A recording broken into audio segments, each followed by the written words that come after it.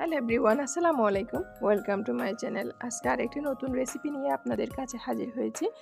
আমার আজকের রেসিপি হচ্ছে লাচ্চা সেমাইয়ের লাড্ডু। তো লাচ্চা সেমাইয়ের লাড্ডু কিভাবে বানাতে হয় সেটা আমি আজকে আপনাদের সাথে শেয়ার করব। তো দেখতে থাকুন আমার রেসিপি আপনাদের ভালো লাগলে অবশ্যই একটা লাইক কমেন্ট শেয়ার করতে ভুলবেন না। তো এখানে আমি একটা ফ্রাই প্যান নিয়ে নিয়েছি। ফ্রাই প্যানটা আমি চুলায় অন করে বসিয়ে দিয়েছি। এখন এই ফ্রাই প্যান গরম হলে আমি এর মধ্যে দিয়ে দিচ্ছি ঘি, পরিমাণ মতো ঘি। সেমাই অনুযায়ী পরিমাণ মতো ঘি দিতে হবে, এটা আন্দাজ বুঝে দিতে হয় আর কি। তো ঘিটা যখন গলে আসছে, এখন এই পর্যায়ে আমি দিয়ে দিব 2-3টা এলাচ আর 2 টুকরা দারচিনি। এলাচগুলো যাতে না ফুটে সেজন্য একটু মাঝখানে ফাটিয়ে দিতে হবে।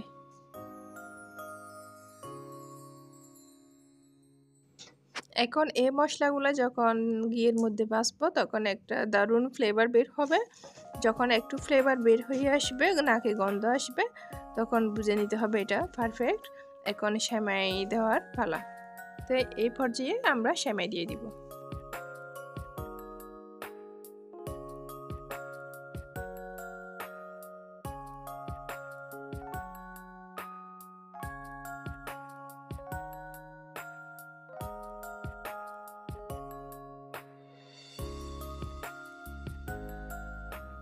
এখন সেমাই পুরোটা দেওয়া হয়ে গেছে।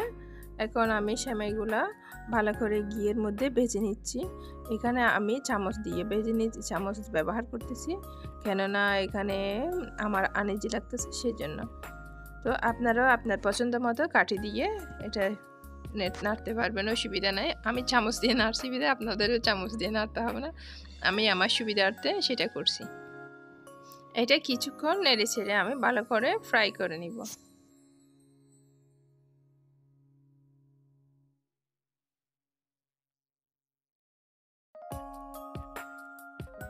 এখন সেমাইটা সম্পূর্ণরূপে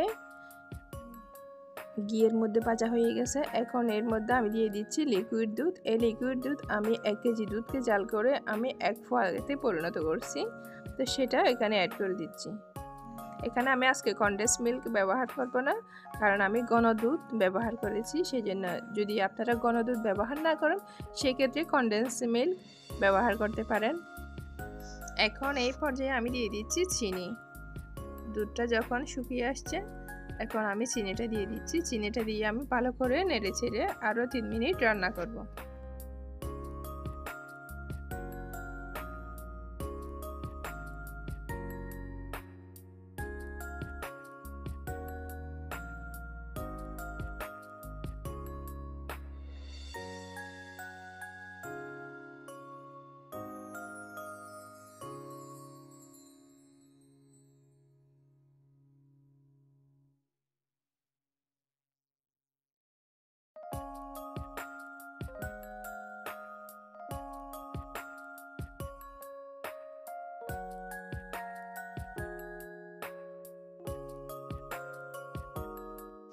এখন চিনিটা গলে গেছে 3 মিনিট রান্না করার পর। এখন এর মধ্যে আমি কুচানো নারকেল দিয়ে দিচ্ছি।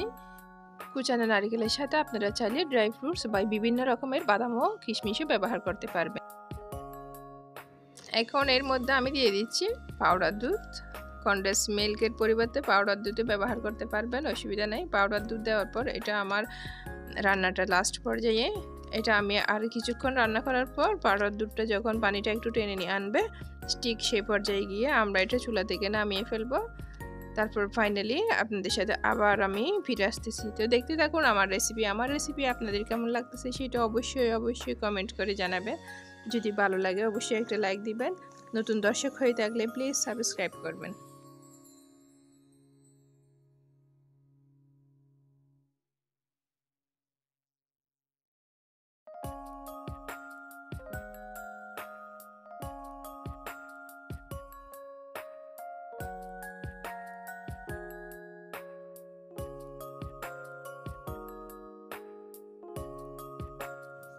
এখন পানিটা টেনে আসছে, রান্না শেষ। এখন আমি এটা চুলা থেকে নামিয়ে নিছি।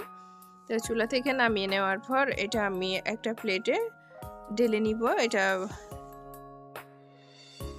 এটা চুলা থেকে নামিয়ে নেওয়ার পর যখন ঠান্ডা হয়েছে তখন আমি হাতের মধ্যে একটু ঘি দিছি, ঘি দিয়ে তারপর এটা আমি আস্তে আস্তে একটা একটা করে লাড্ডু সব বানিয়ে নিচ্ছি। তো আপনারা স্ক্রিনে দেখতেছেন, অবশ্যই আপনারা বাসায় ট্রাই করবেন। আপনাদের রেসিপিগুলো কেমন হয়েছে সেটা অবশ্যই আমাকে কমেন্ট করে জানাবেন। তো আমি এরকম করে আস্তে আস্তে সবগুলা রেডি করে নিচ্ছি, তারপর ফাইনাল লুক নিয়ে আপনাদের কাছে ফিরে আসতেছি।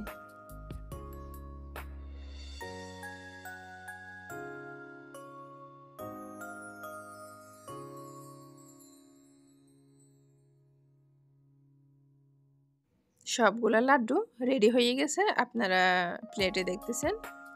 তো এখন আমি এগুলা আরও প্রসেসিং করে নিব, তারপর ফাইনাল লুক নিয়ে আপনাদের কাছে আবার ফিরে আসবো। এটা এখন আমি মাওয়া দিয়ে কুট করে নিব। এই যে আপনার স্ক্রিনে দেখতেছেন মাওয়া দিয়ে আমি এটা কুট করে নিছি। তো আমার এই রেসিপিটা আপনাদের কেমন লেগেছে অবশ্যই কমেন্ট করে জানাবেন। অবশ্যই ভালো লেগেছে। তো সবাই ভালো থাকবেন, সুস্থ থাকবেন, আর আমাদের জন্য দোয়া করবেন যাতে আপনাদের জন্য সুন্দর সুন্দর রেসিপি নিয়ে আপনাদের কাছে আবার উপস্থিত হতে পারি। সে পর্যন্ত ভালো থাকতে পারি, তো দোয়া করবেন। আসসালামু আলাইকুম।